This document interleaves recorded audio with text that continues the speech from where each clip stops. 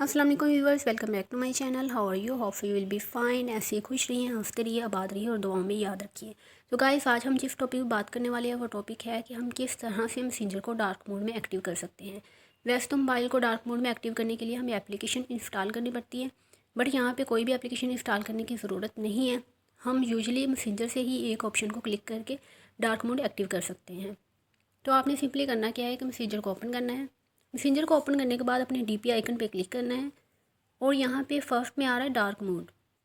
जैसे आप इस पर क्लिक करेंगे, मैंने ऑफ़ किया हुआ है इसलिए मोबाइल की लाइट ज़्यादा है। जैसे इसको ऑन करेंगे नाइट मोड करने के लिए, तो ये देखिए ब्लैक कलर की स्क्रीन हो गई है, ब्लैक मोड हो गया है, ठीक है, डार्क मोड।